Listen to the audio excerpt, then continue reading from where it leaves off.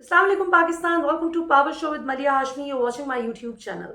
नाज़रीन, आज के प्रोग्राम में हम बात करेंगे जी सदर पाकिस्तान के उस ज़बरदस्त इंकशाफ की, एक ऐसे स्टार्टलिंग शॉकिंग रेवोल्यूशन की जो कि उन्होंने की है और उससे पाकिस्तान के निज़ाम को मुकम्मल तौर पर एक्सपोज करके रख दिया है।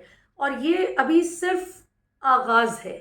अभी आहिस्ता आहिस्ता बहुत सी हकीकतें सामने आएंगी, बहुत कुछ खुलेगा।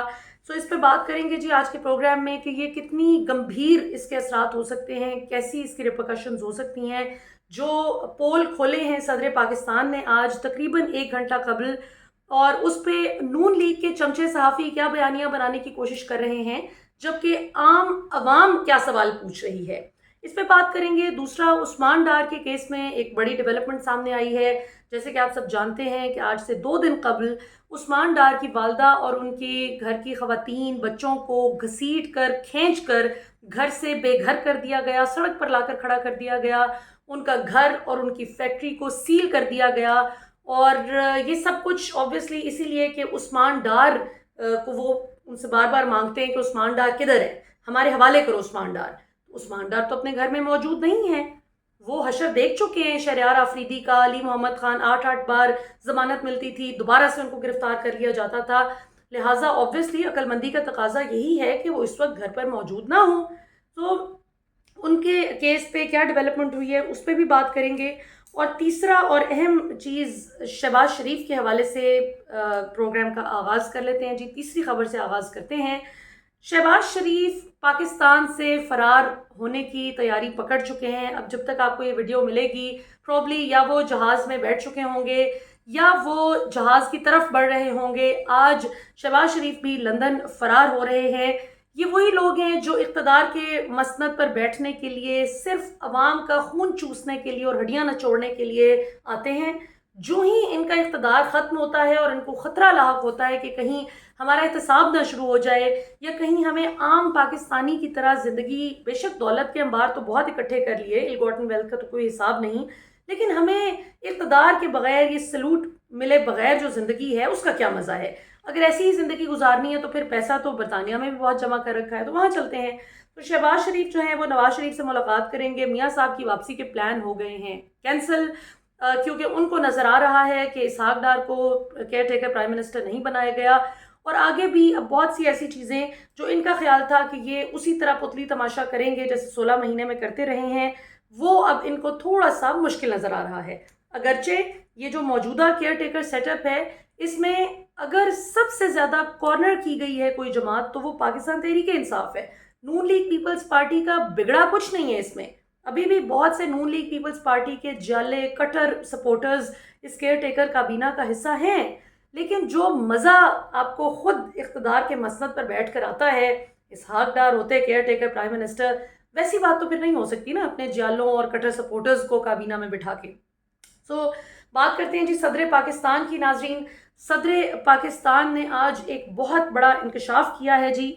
जैसे कि आप सब जानते हैं कि आज आधी रात को ईमान मज़ारी जो कि डॉक्टर शरीन मज़ारी की बेटी हैं, उनको अपने घर से घसीट कर ले जाया गया, गिरफ्तार कर लिया गया, बल्कि एबडक्ट कर लिया गया, ये ज़्यादा बेहतर होगा कहना।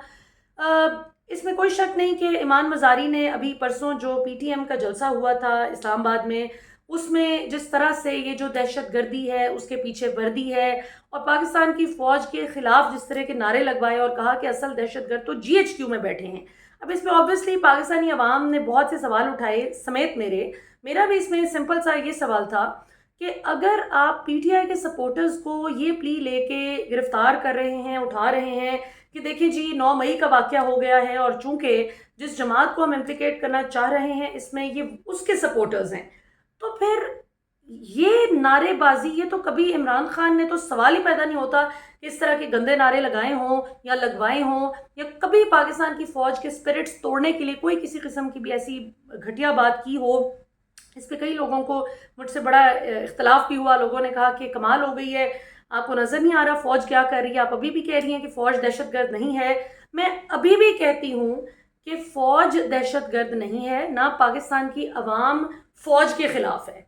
अवाम आज भी अपनी फ़ौज के साथ खड़ी है, इमरान खान आज भी पाकिस्तान की फ़ौज के साथ खड़े हैं। مسئلہ صرف ان مس انڈرسٹینڈنگس کا ہے جو کہ آبویسلی پاکستانی عوام کے دماغوں میں آ چکی ہیں اور فوج کے دماغوں میں بھی آ چکی ہیں. آپ دیکھیں فوج کے جو سینئر افسران ہیں، بہت سے ہمارے قریبی ذرائع بتاتے ہیں کہ وہ بہت اس وقت انوائڈ ہے عمران خان سے اور ان کے سپورٹرز سے. ان کو لگتا ہے کہ جیسے بہت انڈرمائن کر دیا پاکستان کی فوج کو. تو یہاں پہ میرا وہ سوال تھا کہ اگر ہمارے سینئر افسران پی ٹی آئی سے اور عمران خان سے اتنے ناراض ہیں اس بات پہ کہ جی رجیم چینج پہ عمران خان نے جو سوال کیا اور جنرل باجوہ کے کردار پہ سوال اٹھایا کہ انہوں نے کیا کردار ادا کیا رجیم چینج پہ، اور وہاں سے ساری لڑائی شروع ہوئی، تو یہ جو سیدھے سیدھے دہشت گردی کے الزامات لگا رہے ہیں پاکستان کی فوج پہ، افغانستان کا جھنڈا لہرا رہے ہیں اسلام آباد میں، اور پی ٹی آئی کے جھنڈے پہ پابندی ہے، افغانستان کا جھنڈا لہرا کے کوئی جو مرضی پاکستان کی فوج پہ بکواس کرتا رہے اس کو کوئی جواب نہیں دے رہا. D G I S P R کی جانب سے کوئی اس پہ اسٹیٹمنٹ نہیں آ رہی سامنے. تو ہم نے دیکھا کہ خیر اگلے دن آدھی رات کو ایمان مزاری کو بھی اٹھا لیا گیا. اب کسی کو اٹھا لینا یا گرفتار کر لینا تو جواب نہیں ہے. بات تو یہ ہے کہ ان کے کنسرنز سنے جائیں اور ان کو لاجک کے ساتھ مطمئن کیا جائے. یہ اصل طریقہ ہے، چاہے کوئی پی ٹی ایم کا ہے، چاہے کوئی پی ٹی آئی کا ہے، چاہے کوئی نون لیگ کا ہے، پیپلز پارٹی کا ہے. ڈائیلاگ کی فضا قائم ہونی چاہیے اور اس پہ منہ توڑ جواب دینا چاہیے جہاں پہ کوئی دہشت گردی کے الزامات لگائے پاکستان کی فوج پہ. تو یہ ابھی جو پریزیڈنٹ صاحب نے بہرحال اس پہ آج انکشاف کیا ہے وہ یہ کہ چونکہ پریزیڈنٹ علوی کی طرف سے بتایا گیا کل کہ انہوں نے سائن کر دیا ہے آفیشل سیکرٹس امینڈمنٹ بل 2023 اور پاکستان آرمی امینڈمنٹ بل 2023 پہ، چونکہ صدر پاکستان کے حوالے سے یہ بات کی جا رہی تھی کہ انہوں نے جو ہی سائن کیے ہیں ان بلز پہ تو آدھی رات کو ایمان مزاری کے خلاف جو ہے گرفتاری کی کارروائی ہو گئی ہے. علی وزیر کو بھی گرفتار کر لیا گیا. آج جب ان کو عدالت میں پیش کیا گیا تو ایمان مزاری وکٹری سائن بناتی نظر آئیں اور علی وزیر مکہ لہرا رہے تھے. تو صدر پاکستان نے آج اپنی کلیریفیکیشن ٹویٹر پہ دی اور انہوں نے ٹویٹ کیا کہ جی مجھے تو پتہ بھی نہیں کہ یہ جو دونوں آفیشل سیکرٹس امینڈمنٹ بل 2023 اور پاکستان آرمی امینڈمنٹ بل 2023 جو ہے، یہ دونوں لاز، ان سے تو میں نے اختلاف کیا تھا، میں نے تو اس پہ سائن نہیں کیے تھے، مجھے تو پتہ بھی نہیں کہ یہ کیسے قانون کی شکل اختیار کر گئے ہیں. میں نے تو اپنے عملے کو یہ کہا تھا کہ آپ ان کو، میں سائن نہیں کر رہا ان پہ، آپ ان کو واپس بھیجیں، اور 10 دن کی لمٹ ہوتی ہے قانون کے مطابق. ظاہر ہے آئین کا آرٹیکل 75 صدر صاحب کو یہ ڈسکریشن دیتا ہے کہ وہ اس پہ اپنی رائے کا اظہار کریں، اس کو اپروو کریں یا ڈکلائن کر دیں. تو کہتے ہیں کہ میں نے I turned it down without signing, میں نے کہا کہ میں سائن نہیں کرتا. میں نے اپنے عملے کو کہا کہ آپ فوری طور پر اس کو واپس کریں اور یہ 10 دن کی جو مدت ہے جو ہمارے پاس ٹائم پیریڈ ہے اس کے اندر اندر آپ نہیں کرنا ہے تاکہ ٹائم لیپس کا شکار نہ ہو جائے یہ. اور مجھے نہیں پتا کہ میرے عملے نے کیوں میری بات نہیں مانی، نہیں سنی، اور میری حکم دولی کی ہے میرے عملے نے. اس پہ انہوں نے کہا کہ اللہ تعالیٰ مجھے معاف کریں اور جو لوگ بھی اب اس سے متاثر ہوں گے اللہ تعالیٰ ان کے لیے بھی آسانیاں کریں، کیونکہ میرا اس میں کوئی نہیں، میں نے نہیں سائن کیے. اب اس پہ بہت سے لوگ مذاق اڑا رہے ہیں کہ یہ تو ایسی بات ہے کہ جیسے صدر پاکستان جو ہے وہ ایکسکیوز بنا رہے ہیں، وہ صرف پبلک بیک لیش سے ڈر رہے ہیں، عوام کے جو غصہ اور ریزنٹمنٹ ان کی طرف آنا تھا اس سے ڈر رہے ہیں، اس سے گھبرا کے انہوں نے اپنے عملے پہ ڈال دی ہے بات. جبکہ نون لیگی صحافی خیر سے ڈیمانڈ کر رہے ہیں کہ صدر پاکستان کو تو ریزائن کر دینا چاہیے. او بھائی، جن لوگوں نے ان کی بات نہیں مانی، جن لوگوں نے صدر پاکستان کی حکم دولی کی ہے، ان کو کیوں نہ کیفر کردار تک پہنچایا جائے. اور اگر صدر پاکستان کے احکامات کی یہ ویلیو ہے ان کے عملے کی نظر میں کہ ان کی بات نہیں مانی، تو آپ سوچیں کہ پھر میں اور آپ عام پاکستانی سٹیزنز جو ہیں ان کی کیا قانونی حیثیت رہ جاتی ہے. جہاں پہ سپریم کورٹ آف پاکستان کہے کہ 14 مئی کو الیکشن کروانے ہیں، وہاں پہ آپ کی انتظامیہ بات ہی نہ سنے اور آپ کا الیکشن کمیشن ہوا میں اڑا دے اس فیصلے کو، تو وہاں پہ اور کسی نے کیا کرنا ہے.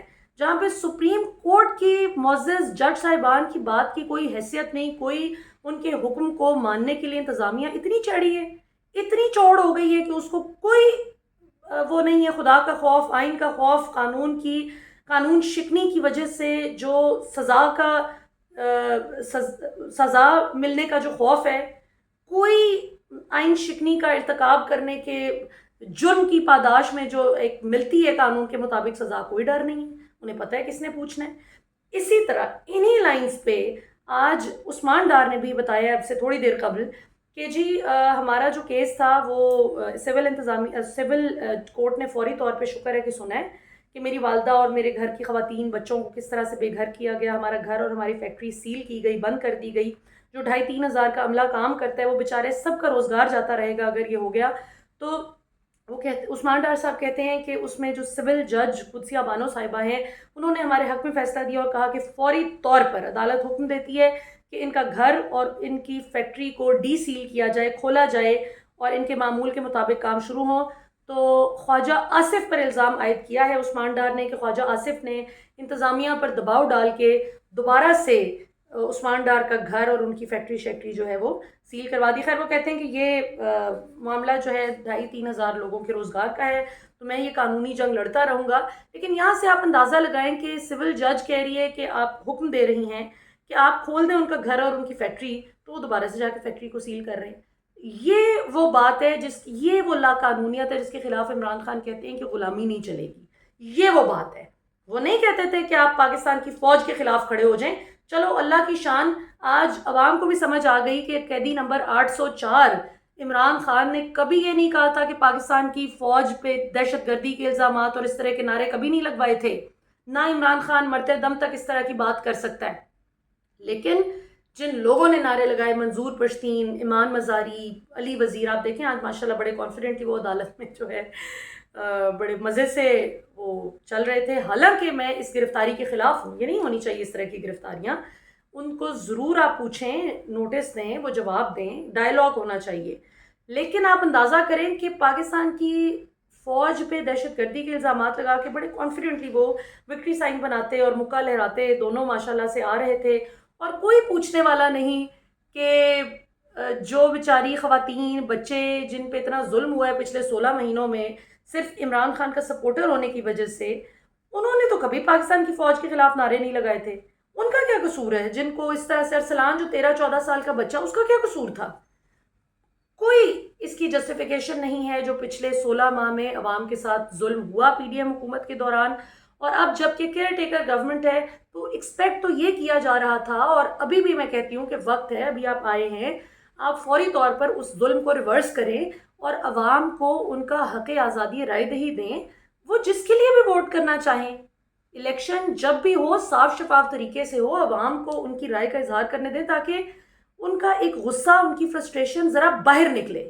اس طرح سے تو بلڈ اپ ہوتی جائے گی فرسٹریشن، اور کل کو خدا نخواستہ کو اور زیادہ بڑی ریزنٹمنٹ اگر سامنے آ گئی تو وہ اسٹیٹ کے لیے مشکلات بن جاتی ہیں. کیونکہ کبھی بھی کوئی ریاست مضبوط نہیں ہوتی جب تک عوام کی سپورٹ نہ ہو، اور عوام تب تک سیکیور اور محفوظ نہیں ہوتی جب تک ریاست اس کو ماں کی طرح اپنی پروٹیکشن میں نہ لے.